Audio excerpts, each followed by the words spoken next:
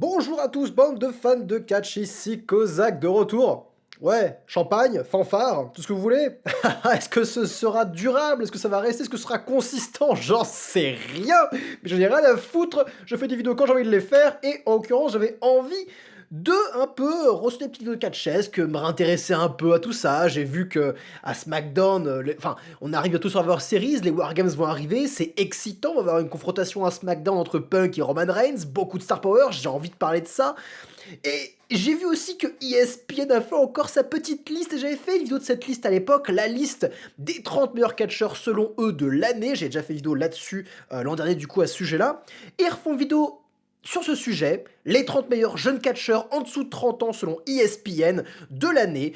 On va parler de cette liste, on va critiquer leur choix, et on va établir notre propre liste qui, moi, grand Kozak, cher Kozak, sublime Kozak, qui sait que j'aurais choisi pour mon top 30 des meilleurs lutteurs. Ah oui, on repart, ça y est, le mec il a déjà un ego surdimensionné, fait pas de vidéo depuis 1 an, et il revient, il se prend pour le meilleur. Oui, c'est comme ça, c'est cette chaîne, on fait ce qu'on veut. Parlons de cette liste, parlons de ESPN. En numéro 1, je pense que c'est un peu le truc qui a fait le plus débat, c'est le truc putaclic sur tout le monde qu'on fait des listes à ce sujet-là. Notre cher Dominique Mysterio, le cher Dom Dom, le Dirty Dom, est effectivement premier du classement des meilleurs catcheurs en dessous de 30 ans de cette année. Et d'une part, quand j'ai vu l'info, j'étais extrêmement surpris. La question de savoir est-ce que j'étais agréablement surpris ou plutôt déçu de ce choix, j'étais agréablement surpris, pour tout vous dire. Parce que je me suis dit, tiens, ESPN reconnaît la hit ou la hype que suscite un catcheur, le star power qui peut susciter, et ne s'arrête pas uniquement sur son talent micro, dans le ring, son nombre de 5-star match, son palmarès en tant que champion. Non, il s'intéresse surtout, j'ai l'impression, avec cette première position, de l'amélioration du catcheur, à quel point il a progressé à travers l'année, et aussi la hit ou la hype qu'il suscite. Et vous l'aurez constaté que Dominique Mysterio a quand même toujours une hit nucléaire auprès des fans. Les gens adorent le détester. C'est clairement le heel poule mouillé le plus connu du business à l'heure actuelle. Il arbore ce rôle à la perfection. Il est dans une storyline qui est excitante du côté féminin entre Liv Morgan et Rhea Ripley. On rappelle qu'à la base c'était le Dirty Dom de Rhea Ripley, maintenant c'est devenu le Dirty Dom de Liv Morgan, et ça crée des jalousies, ils font des saloperies au lit, il se fait manipuler comme pas possible, mais c'est une histoire qui est géniale. Ça permet de redynamiser Rhea Ripley, ça a permis surtout de donner énormément de couleurs, énormément de visibilité, énormément de prestige à Liv Morgan, qui est dans le meilleur run de sa vie, parce que enfin avec un personnage qui lui correspond à 100%, c'est une heal. À l'époque, je parlais beaucoup de Liv Morgan et j'aimais pas trop son travail parce que elle était présentée comme une face et pourtant arborait ce personnage blonde, poupée Barbie, un peu la bouche en cul de poule, tout ça, et je me mais c'est pas un babyface, j'ai pas envie d'acclamer ça, moi, c'est ça, j'ai envie de le huer. Et maintenant qu'elle arbore ce personnage de, de, de, de, de S-Word, ça marche bien mieux, ça marche beaucoup mieux, et les fans adorent huer Liv Morgan, adorent huer ce power couple qui est Dominique Mysterio et Liv Morgan, et à chaque semaine on a envie de voir Rhea Ripley, mais leur foutre une branlée pas possible. Ça fonctionne extrêmement bien. Donc pour toutes ces raisons, avoir un Dominique Mysterio en première position, c'est pas déconnant. Après, encore une fois, quand je parlerai de ma liste, Dominique n'aurait pas été premier. Parce que je trouve qu'il y a une personne en dessous de 30 ans qui mérite bien plus la première place que Dominique Mysterio, mais il aurait été second. Voilà, je vous spoil déjà d'avance ma liste, mais Dominique aurait été second. Parce qu'encore une fois, je pense que d'un point de vue listique, d'un point de vue faire une liste, faire un top des meilleurs catcheurs de l'année, quels sont les critères? Les critères les plus pertinents selon moi, et effectivement, le star power, la progression, la capacité à raconter des histoires, la quantité de choses marquantes que le catcheur en question a accompli pendant l'année. Ça peut être un match, effectivement, ça peut être des matchs. Ça peut être des segments. Ça peut être des histoires sur le long terme. Ça peut être des réactions. C'est ces choses-là qui sont le plus importantes selon moi pour déterminer qui sera à la première place, qui sera à la dernière place. Et aussi, effectivement, on verra pour les derniers, mais le côté tangible de ce que le lutteur nous propose. Si le lutteur est dans des grosses histoires, mais qui joue comme un pied, ou qui fait les choses extrêmement mal, qui n'est pas de professionnel ou plein de raisons, et ben là, ne gagne pas des points, parce que si je n'y crois pas, c'est la pire chose à faire. Je préfère en avoir rien à foutre de toi que de pas croire en toi. Ne pas croire en toi, c'est la pire chose. Bref, on en reparlera pour la fin de la liste. Mais oui, notre cher Dominique, première place, j'étais très surpris parce que ça crée un Discord, hein, effectivement, parce que MJF est second. Oh, MJF second, MJF derrière Dominique Mysterio, MJF moins bon que Dominique, pardon, vous êtes sérieux? C'est un scandale? Eh bah non, c'est pas un scandale. Je suis désolé, mais spoiler alerte aussi, je trouve que c'est une bonne place pour MJF. Cette année, je précise, pour le classement de cette année, c'est extrêmement bien noté pour MJF. Parce que MJF, si vous me connaissez, je suis le premier à le défendre. C'est de loin un des meilleurs lutteurs de la EW, MJF. Un full package, un des rares qui a cette capacité de raconter une histoire, de comprendre le business. C'est un des rares qui a cette capacité-là. Et j'aime énormément MJF. Mais concrètement, cette année, qu'est-ce qu'il a fait, MJF? Eh bah, MJF a beau être hyper talentueux, s'il est booké de manière catastrophique, ça va pas le faire. Dans une histoire avec plein d'incohérences, avec des face turns, des heel turns sans justification, cette... il est toujours affilié à Adam Cole, il est toujours allié à Adam Cole. Ça fait plus d'un an que cette histoire avec Adam Cole ne fonctionne pas, et Tony Khan n'en démord pas, il veut que ça fonctionne. Adam Cole et MJF sont toujours en rivalité, avec MJF de nouveau en heel, Adam Cole de nouveau en face, ça ne fait aucun putain de sens, et j'ai aucun intérêt à suivre cette histoire. Je ne prouve aucun intérêt à suivre cette merde. C'est nul à chier, c'est nul à chier. Je ne suis plus la AEW, mais je vois toujours quelques petits segments, et j'ai pas envie de regarder les segments avec MJF. Je n'ai plus envie de le faire actuellement. Pourquoi? Parce que ça n'a aucun intérêt. Si ton produit est incohérent, je ne vais pas le suivre. J'ai besoin de cohérence, j'ai besoin de continuité. Et ce qu'ils font avec MJF actuellement, c'est de la merde. De la putain de merde. Mais ce mec, je ne comprends pas... Enfin si, je comprends pourquoi il reste avec Tony Khan, hein, le pognon, évidemment, il s'intéresse beaucoup au pognon. Mais il est jeune, et il a franchement...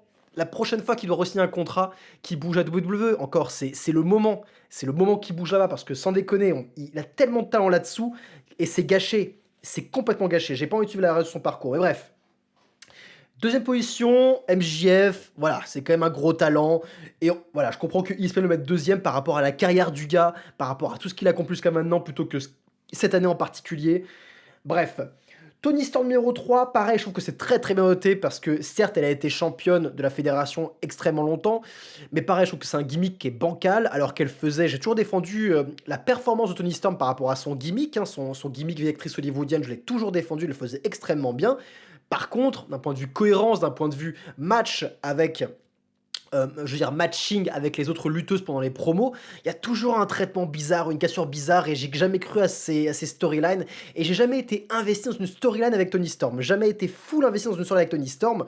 Du coup, oui, numéro 3, je trouve ça très très noté très très très très haut. Alors qu'en quatrième, Rhea Ripley, je suis désolé, là c'est coup de gueule pour ESPN, je suis en mode, je suis un peu tatillon, là je suis en mode, bon, MJF en 2, un peu bien noté, Dirty Dom en 1, peut-être un peu trop noté, Toni Storm en 3, peut-être un peu trop noté, Rhea Ripley en 4, sous-noté de ouf. Et Rhea Ripley en 4, elle n'a rien à foutre en 4. Pourquoi?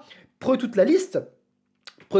Maria May, là je suis en train de voir Takeshita, MJF, Logan Paul, tout ça, enfin, je vois quand même des gros noms. Mais qui est le nom qui fait le plus star de la liste? Rhea Ripley. Rhea Ripley est de loin, de très très loin, la plus grosse star de tous les noms sur la liste.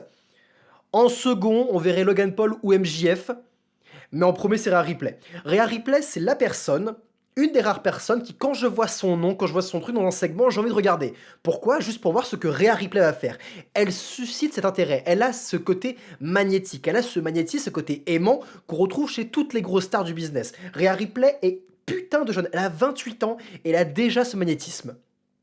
C'est la plus grosse star, c'est qui, selon moi, décroche le plus d'audience, qui rapporte le plus de thunes à sa compagnie, qui a été en plus une très très bonne championne, une très très forte championne, bookée très très forte, qui est liée à une storyline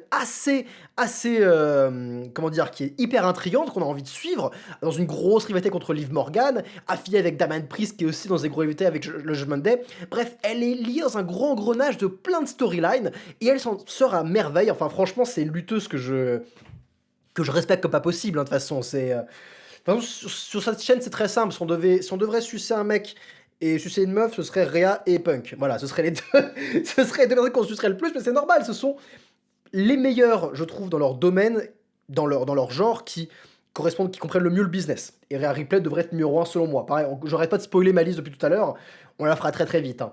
En 5, je vois Maria May, je trouve ça trop à noter. Après, encore une fois, vous verrez, Maria May fait partie de ces catcheuses que je vais ranger dans la catégorie.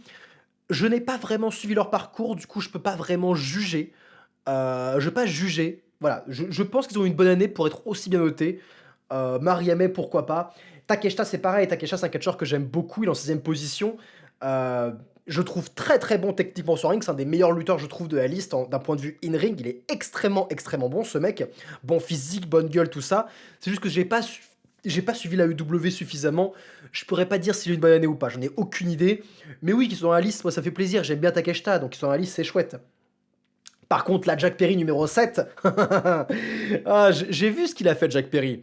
Alors, j'ai pas suivi la EW, mais je pouvais pas m'empêcher de suivre un peu les débuts de Jack Perry, son retour dans le main roster, son affiliation avec les Bucks, avec Takeshita, le côté scapegoat, leur NWO de la EW. J'ai pas pu m'empêcher de regarder, je devais regarder. Et ça n'a pas manqué, chaque segment avec Jack Perry, ce mec est à côté. Il joue mal, il n'a pas de physique, il se prend pour je ne sais pas quoi, il est booké de sorte à ce qu'il puisse faire face à des lutteurs qui font 3 fois son poids, sans pour autant qu'il se démarque d'un point de vue in-ring ou sans la capacité de raconter des histoires pour expliquer pourquoi il arrive à se dépatouiller de la sorte. Je trouve que c'est un catcheur raté qui ne comprend pas le business. On l'a déjà expliqué suffisamment de fois dans ses podcasts pourquoi ce mec est un des pires enflures du business, un des pires ratages de ce putain de milieu du catch professionnel. C'est un avorton qui est ami avec les mauvaises personnes, qui a ruiné la compagnie de Tony Khan, de son boss, et qui pourtant ce dernier le remercie en le bouquant dans le main event avec les EVPs. Bref, Jack Perry numéro 7, pour moi c'est un scandale, c'est ni fait ni à faire, ce mec c'est un raté, c'est juste un raté. Kyle Fletcher numéro 8, je ne vais pas juger parce que j'ai pas suffisamment suivi son parcours à la EW, mais j'ai entendu qu'il avait fait de belles choses apparemment. Daniel Garcia, c'est pareil, pour le coup, je suis quand même pas très fan de Garcia, pour moi, ce sera jamais un main eventer, jamais une star, parce qu'il a pas la gueule pour, et c'est comme ça, c'est le jeu ma pauvre Lucette, parfois tu peux faire beaucoup d'efforts, tu peux faire tous les efforts du monde pour raconter une histoire, avoir une bonne promo, si t'as pas le charisme, t'as pas le charisme. Ce mec n'a pas le charisme. Donc malheureusement, peut-être qu'il pourrait s'en sortir en tant que lower mid-carder et à faire des bonnes choses, et qui serait un catcheur, bah voilà, qui fait le taf. Oui, peut-être, ce serait le meilleur qu'il puisse faire, c'est que Daniel Garcia puisse faire le taf. Et je trouve qu'on n'y est pas encore. Je vois numéro 10, Shota Umino, je vais pas commenter, je ne connais pas Shota Umino. Numéro 11, Braun Breaker, c'est vraiment sous-évalué. C'est vraiment sous-évalué, surtout quand je vois Jack Perry numéro 7, Maria May numéro 5, putain, Garcia numéro 8. Qu'est-ce que fout Breaker à la place numéro 11? Breaker, il est arrivé dans le main roster, donc dans la plus grosse fédération, avec la plus grosse visibilité. Il est arrivé et directement, il a fait sensation. Il est très vite devenu champion intercontinental. Il a direct fait bouger les choses, il a direct affronté quand même des sacrés noms du milieu, alors qu'il vient tout juste d'arriver, on le rappelle. Il a un putain de physique, il a un putain de personnage qu'on respecte, qu'on craint. Une bonne promo. Ce mec, il fait peur, il a fait sensation en quelques mois. D'où il est en dessous de Jack Perry qui est toujours au statu quo, qui est toujours aussi mauvais au bout de 5 ans, 6 ans dans une compagnie où il a toujours absolument rien accompli dans cette putain de compagnie. Braun Breaker devrait être bien plus haut parce que ce mec-là sera une putain de star. Ce mec-là sera un main eventer. Il le sera, c'est sûr et certain. C'est le futur de la compagnie. C'est le putain de futur, ça se sent, ça se voit. 11e position, c'est vraiment trop bas noté, il mérite bien plus que ça. Kaito Kiyomiya, je ne connais pas en numéro 12. 13, El Hiro del Vikingo, le fils du Viking. J'ai pas suivi le fils du Viking, mais pareil, c'est un mec qui ne sera jamais un main eventer, jamais il ne sera une star internationale parce que c'est comme ça, c'est juste comme ça. Chris Statlander numéro 14, pareil, j'ai pas suivi suffisamment son parcours pour savoir s'il a fait une bonne année, mais il fait partie des catcheuses de la UW que j'aime bien. Il fait partie des meilleures lutteuses de la UW, donc je suis quand même content qu'elle soit dans la liste. Austin Theory numéro 15, pour le coup, c'est mérité. Pour le coup, c'est mérité, et pour le coup, vous savez aussi, si vous me suivez, que je suis fan d'Austin Theory. J'aime bien Austin Theory. Austin Theory, pour moi, il est mal utilisé actuellement dans la compagnie. Il est affilié à Grayson Waller qui a rien pour lui, qui a rien à défendre, alors que la star des deux, la personne sur qui il a le plus de potentiel, c'est Austin Theory. J'aimais bien son run au champion des États-Unis, j'aimais beaucoup. Austin, je trouve qu'il a du charisme. Il a un putain de physique, il a du charisme. Ce qui manque chez lui pour l'instant, c'est trouver ce petit truc qui va faire la différence. Ce petit truc qui va sortir du lot. Ce truc où on va se dire, putain, Austin Theory, j'ai envie de le suivre. Il n'a pas encore ça. Il a tout le reste, mais il n'a pas encore ça. Il faut qu'il trouve cette chose, il faut qu'il trouve ce petit truc qui va faire que son personnage sera intéressant. Et une fois qu'il aura ça, marquez mes mots, Austin Theory sera un main eventer, sera quelqu'un. Mais encore une fois, il faut juste qu'il le trouve. Il a fait une très mauvaise année, il a rien accompli cette année, Austin Theory, alors qu'on rappelle qu'il a battu John Cena à WrestleMania.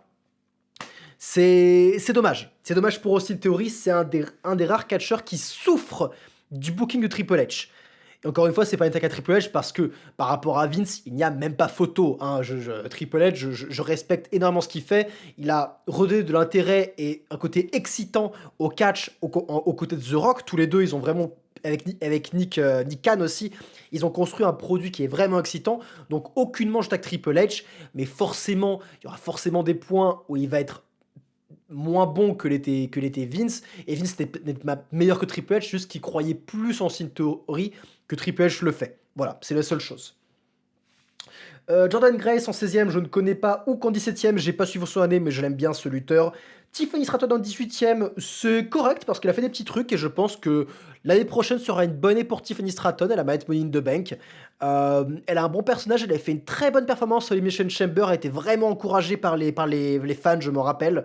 Il y a beaucoup de potentiel en Tiffany Stratton. Je vois pas le potentiel de main eventer comme Braun Breaker a, mais je vois un bon potentiel d'une bonne lutteuse qui peut-être un jour sera dans le main event et peut-être un jour même sera championne du monde. C'est possible. Elle a mérite après tout.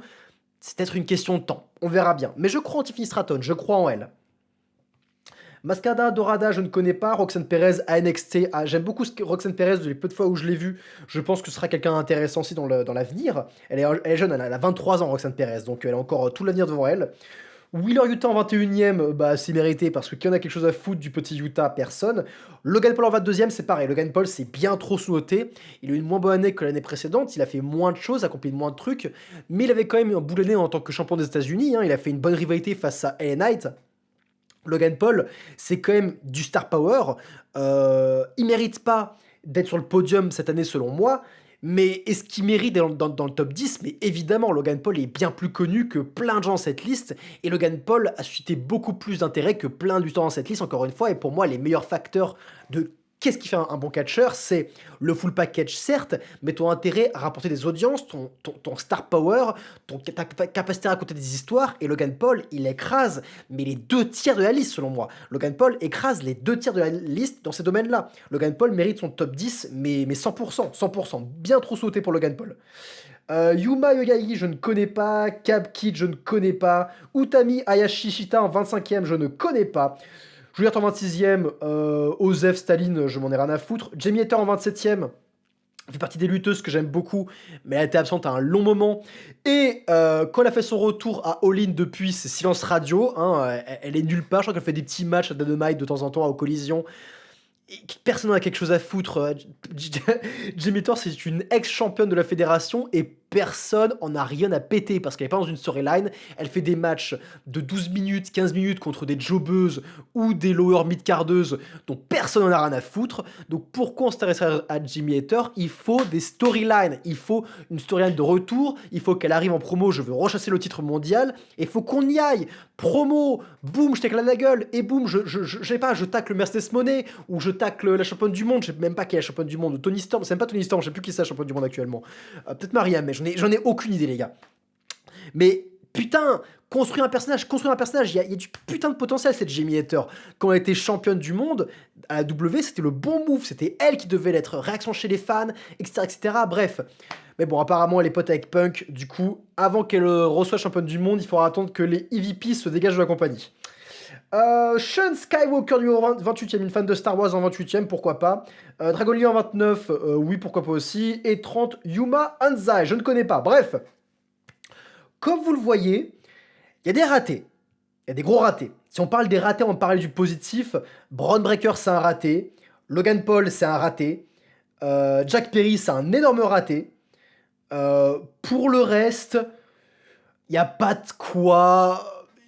Y a pas de quoi être extrêmement déçu. Rare Replay 4, c'est quand même un peu du manque de respect, je trouve, surtout derrière Tony Storm, encore une fois. Quitte, ok, peut-être pas numéro un, mais au moins la meilleure des femmes, quoi.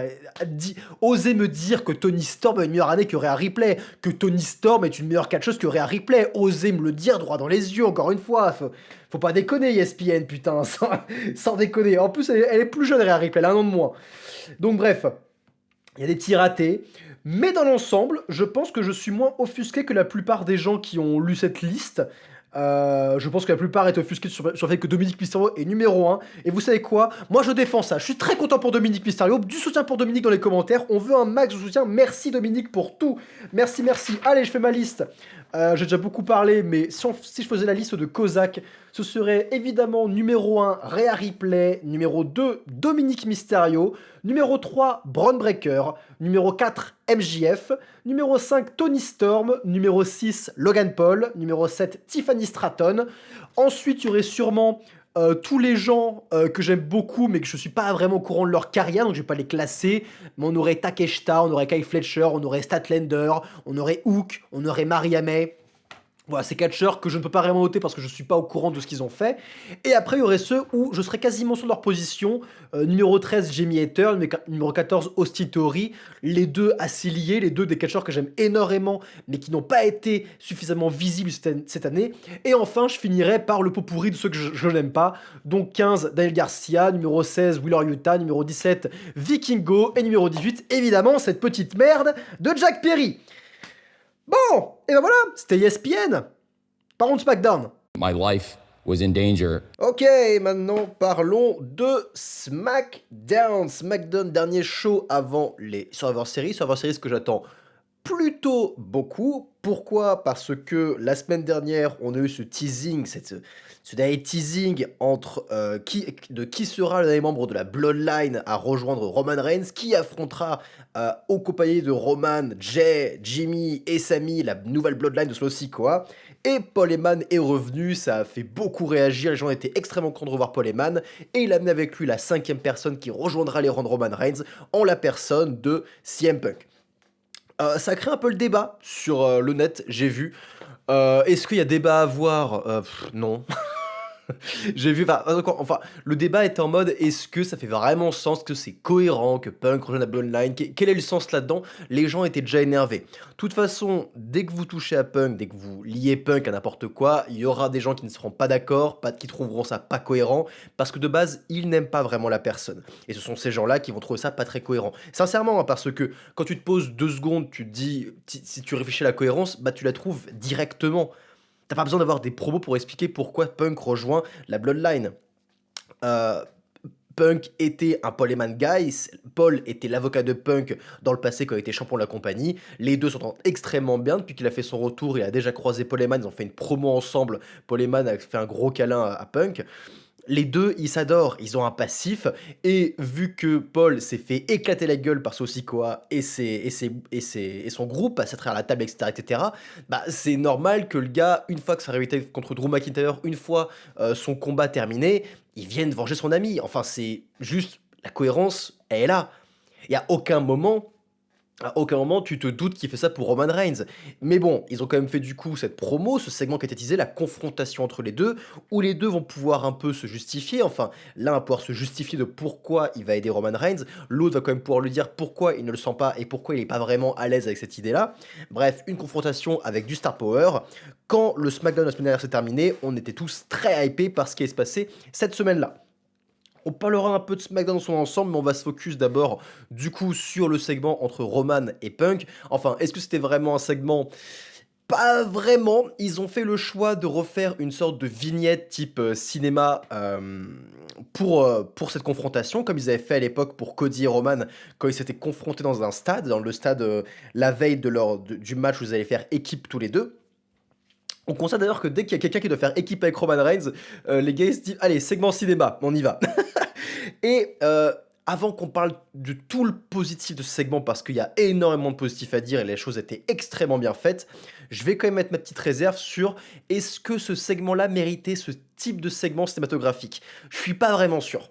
Je suis pas vraiment sûr. Pourquoi? Parce que, encore une fois, j'ai rien contre les séquences cinématographiques. Je viens de ce milieu-là, j'adore le cinéma, je bouffe énormément de films. J'aime beaucoup ça, mais j'adore aussi le catch. Et le catch n'a pas tout à fait les mêmes codes que le cinéma. C'est quand même un monde extrêmement à part. Et pour justifier ces segments cinématographiques, il faut quand même qu'on ait suffisamment de bagages. Quand Cody et Roman se sont rencontrés dans le stade, il y avait du bagage, il y avait de l'histoire. Les deux se sont affrontés sur deux main events de WrestleMania. Cody à la ceinture, Roman revient après de longs mois d'absence. Ils doivent s'allier tous les deux. Il faut qu'ils s'expliquent. Ils s'expliquent où? Dans le stade où ils vont s'affronter le lendemain. Bref, il y a vraiment un cadre et une vibe qui est génial et qui justifiait un peu ce segment cinématographique. Là, dans ce cadre-là, entre Punk et Reigns, je trouve la chose un peu gratuite. Je pense que ça aurait été peut-être un peu plus culte si on avait eu un face-à-face classique, de type classique, surtout avec deux excellentes promos, donc ça aurait été vraiment, vraiment très très bon. Mais j'ai pas à me plaindre davantage, je mets juste une petite réserve sur, je pense qu'il faut quand même mettre ce segment cinématographique vraiment au meilleur moment plutôt qu'un peu le balancer n'importe où, parce que faut pas que ça devienne redondant à la longue. Voilà. Mais, cela étant dit, Punk et Reigns, segment cinématographique, c'est du goldé, c'est du 5 étoiles, tout a été établi. Encore une fois, je viens du milieu de la fiction, et pour moi, raconter une histoire, ça passe par plusieurs choses. Il faut poser l'intrigue, poser les enjeux, poser les personnages, poser tout le contexte, poser tout ce qui va faire la sève un peu du climax, du match, du coup des Wargames. Ils ont fait tout ça à la perfection. Les deux hommes sont venus et ont exposé leurs arguments. Punk est venu même un petit peu en retard, ce qui a eu le don d'agacer Roman Reigns, qu'il a depuis longtemps, qui est en mode putain, le mec, il me fait attendre moi. Enfin, c'est toujours génial. Et on a ce cadre où les deux se font face à face avec Paul Heyman au milieu pour faire un peu l'avocat des deux, pour temporiser un peu la situation, pour parfois faire l'intermédiaire, pour apaiser les choses. Mais Paul Heyman va aussi servir d'enjeu parce que c'est Paul Heyman qui est du coup peut-être la clé des conflits. C'est lui qui a servi cette alliance partielle, mais c'est aussi lui peut-être qui va créer la discorde, qui va créer l'explosion de la confiance de Roman et de Paul Heyman. Parce qu'encore une fois, il y a beaucoup de mystères à la fin de ce segment, il y a énormément de mystères qui sont là. Mais explorons tout ça en fait. On apprend du coup pourquoi Punk vient aider Roman Reigns, pourquoi il intègre cette bloodline. Et bah, encore une fois, l'explication, elle n'est pas révolutionnaire, elle n'est pas lunaire, c'est tout à fait classique, c'est ce que tout le monde aurait dû supposer comprendre. Tous les gens qui disaient que c'était incohérent, bah non, c'est hyper con. Punk dit très simplement, Paul Heyman c'est mon ami, il s'est fait casser les gueules et je fais ça pour lui. Si je fais ça, c'est pour Paul, pas pour toi. Je sais que t'as besoin de mon aide, que tu ne veux pas mon aide, j'en ai rien à foutre, je fais ça pour lui. Basta. Ok, très simple, c'est faire, on l'entend. Roman Reigns met lui aussi ses limites directes. Je n'aime pas ton ton, je n'aime pas ton attitude, je ne t'aime pas. Et je ne te veux pas. Tout simplement. Et encore une fois, tout fait sens parce que Roman Reigns, le top de la chaîne alimentaire, Punk, grande gueule, etc., etc. Un peu des vices un peu par-ci par-là. Et c'est normal que les personnages, que les acteurs, que les catcheurs n'aiment pas dans le kayfabe CM Punk. C'est tout à fait normal, ça fait sens, ça fait énormément de sens. Donc bref, les deux ont des raisons de se détester, de pas s'aimer, mais il faut créer une entente cordiale et c'est ce qu'ils vont faire. Et finalement, ils arrivent à s'entendre, Paul arrive à calmer la situation et arrive à dire à Roman d'accepter cette alliance, sinon ils vont se faire écraser, cette échec et mat, et la nouvelle bloodline de Solo va écraser la bloodline de Roman. Mais dit aussi à Punk, par contre t'es venu, donc tu viens aider, tu vas pas foutre la merde, si tu viens c'est pour aider. Voilà, les deux doivent respecter leurs paroles. Et finalement, on a quand même CM Punk qui va avoir le dernier mot. Les deux se mettent d'accord, hein, on fait ça une fois on s'allie, et après, peut-être, éventuellement, on se retrouvera tous les deux en 1 pour reprendre cette conversation. Parce que une fois que ce combat sera terminé, peut-être qu'on aura encore des frictions qui vont rester, on arrangera la chose après, ok? On fait ça une fois. Les deux sont d'accord. Et là, Punk va avoir le mot final qui va faire un peu bouillir Roman. Il va avoir ce mot final en mode je fais ça pour notre ami en commun, pour notre Wiseman. Ça fait bouillir Roman. Même Paul Heyman, il fait une tête en mode ouh, t'as pas dit ça, t'as pas dit notre Wiseman, putain, Roman, il aime vraiment pas ça. Et surtout, il soulève un mystère, une question finale, et je fais ça pour ma faveur. Roman lui fait, je te dois une faveur, sérieusement? Et Punk dit, non, tu me dois aucune faveur. mais Paul m'en devra une. Et il se barre. Et il se barre et il laisse Roman comme un con avec cette question de qu'est-ce que c'est que cette putain de faveur? C'est quoi cet arrangement? Roman demande à Paul, Paul, c'est quoi la faveur?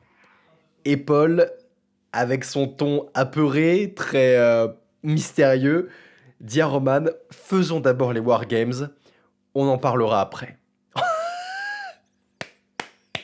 Je dis 5 étoiles, je dis c'est goldé, c'est fantastique. Parce que, encore une fois, c'est pour ça que j'aime autant Punk, que j'aime le Star Power, que j'aime Paul Heyman, que j'aime la Bloodline. On ne sait jamais vraiment où l'histoire va aller, qui va trahir qui. C'est des grosses histoires de famille, de trahison, d'alliance. Et quand tu rajoutes une sorte d'électron libre comme CM Punk dans la balance, mais c'est évidemment que ça fout le bordel, et c'est pour ça que j'aime tant ces mecs-là. Pourquoi j'aime tant ça? C'est parce qu'ils rajoutent ces petites épices dans les storylines, ces trucs qu'on a envie de suivre, auxquels on est accroché. Donc, c'est goldé parce que qu'est-ce qui va se passer? Est-ce que Heyman va trahir Roman Reigns? Est-ce que Heyman va faire une alliance avec CM Punk? Quelle est cette putain, quelle est cette putain de faveur que Punk veut avoir? Est-ce que Rollins va entrer dans l'équation? Parce qu'on a aussi Bronson Reed, qui est du coup le 5e membre de la nouvelle Bloodline, c'est Bronson Reed, qui est en rivalité face à Seth Rollins. Seth Rollins n'a pas accepté de rentrer dans le War Games, donc c'est Punk qui a pris cette place-là. Punk et Rollins se détestent, donc Rollins va avoir les boules que Punk prenne cette place et qu'il mette la main sur Bronson Reed, etc., etc., etc. Qui va trahir qui? Qui va turn? Ça se trouve, il n'y aura aucun turn, ça se trouve, tout va très bien se passer. Ce serait cohérent aussi. Si ça se trouve, voilà, on va voir le War Games, il va se passer, à la fin, Punk et Reigns vont entrer en rivalité, ça peut être ce scénario-là, et ce serait très bien aussi, encore une fois. Mais si ça se trouve, il se passera les dingueries. Il se passera les dingueries, encore une fois. Je sens que Triple H, Nick Khan, etc., etc., et Paul Heyman aussi, ils ont un peu cette sorte d'échiquier où ils mettent leurs pions au fur et à mesure, et d'un coup, tout va basculer. Tout va basculer, et encore une fois, moi je prends, c'est le mystère qui fait tout. C'est le mystère qui rajoute la sève, qui rajoute du suspense, qui donne envie aux spectateurs de revenir regarder le produit. On a du Star Power, je suis content. Bref, c'était un très bon segment et maintenant j'ai vraiment, vraiment, vraiment hâte de voir les Wargames. J'ai vu beaucoup de commentaires comme quoi il n'y avait pas de hype et je peux comprendre, il y a pas non plus un... C'est pas le show de l'année non plus, on va pas se mentir. Mais ce Wargames, je pense, putain, il peut raconter un truc très sympa. Et le féminin aussi. Je vais pas parler du féminin, mais on a Wargames féminin où il y a aussi beaucoup de Star Power et où on a surtout Liv Morgan et Rhea Ripley qui sont dans ce Wargames, donc ça va être très sympa et devront se mettre la main l'une sur l'autre. On a aussi Bayley qui joue une sorte de rôle assez intéressant. Pour le coup, je trouve que c'est plus ce Wargames pour l'instant qui est bancal, notamment avec la présence de Bayley, Dio Sky, Bianca Belair qui font tous copine-copine. T'es un peu en mode, peut-être que ça aurait mérité justement aussi ces petites discussions et ce petit traitement plus sérieux en mode je ne te fais pas confiance, etc., etc., comme on a pour le Wargames masculin, parce que ça manque un peu côté féminin, malheureusement. Mais voilà, le reste du SmackDown, j'ai pas tout regardé encore une fois, je veux pas suivre le catch comme avant, je regarde vraiment les choses qui m'intéressent. Mais j'ai vu que Cody Rhodes a un match contre Carmelo Hayes, sûrement un match de bonne facture. J'ai vu surtout le match de qui va avoir l'avantage au Wargames masculin, Jey Uso face à face à Jacob Fatu, pardon. Jacob Fatu que j'aime énormément, quel putain de catcheur, ce mec il a une gueule, il a une aura de starbé, et ils ont booké ça exactement comme il fallait le faire. Jacob contre Jey Uso. Jey Uso a beau être un main eventer hyper protégé qui fait le top des sellings actuellement à WWE, beaucoup de t-shirts hit qui sont vendus, c'est cool pour lui, super. Donc la compagnie le book fort. Même après tout ça, Jacob Fatu qui est un heel n'a pas eu une seule aide de la Bloodline pour terrasser Jey Uso et pour prendre l'avantage. Et c'est super parce que ça marque encore une fois la dangerosité de Jacob Fatu, qui est clairement l'élément le plus dangereux de la nouvelle Bloodline. C'est lui qu'il va falloir exterminer dans le Wargames, parce que si on le laisse prendre trop de place, il va ruiner tout le monde. C'est lui et Bronson Reed, tous les deux, c'est des grosses menaces qu'il faut exterminer au plus vite. Donc, pareil, ça pose l'enjeu, ça pose le cadre, et c'est extrêmement plus intéressant d'avoir les heals qui ont l'avantage dans le Wargame, c'est forcément plus intéressant pour raconter des histoires. Donc ce sera super, j'ai hâte de voir ces Wargames, je pense qu'ils seront d'excellentes factures. On aura aussi LA Knight contre Shinsuke Nakamura qui est revenu avec un nouveau personnage. plus sombre, plus japonais. Pourquoi pas? Pourquoi pas? On prend, je prends. Un nouveau Nakamura, j'y vais. LA Knight, il a besoin d'adversaires. LA Knight a vraiment besoin d'adversaires sérieux. Nakamura, c'est pas encore ça. Il revient, il a jamais été vraiment sérieux, ça a jamais été une grosse menace pour le roster. LA Knight a vraiment besoin d'affronter des main eventers. Il a besoin d'affronter des adversaires plus tangibles parce que son règne pour l'instant est un peu osef. Donc il faut qu'on ait un retour de Logan Paul, je ne sais pas, ou qu'il faut qu'on ait des adversaires beaucoup plus sérieux, qu'il a affronté les Gunther, qu'il a affronté les Rollins, qu'il a affronté les... etc. Ces gens-là, en fait, c'est ça dont on a besoin pour LA Knight, qui manque de gros adversaires. Mais sinon, écoutez, c'était SmackDown, hâte de voir les Wargames, c'était Kozak, prenez soin de vous, bande de fans de catch.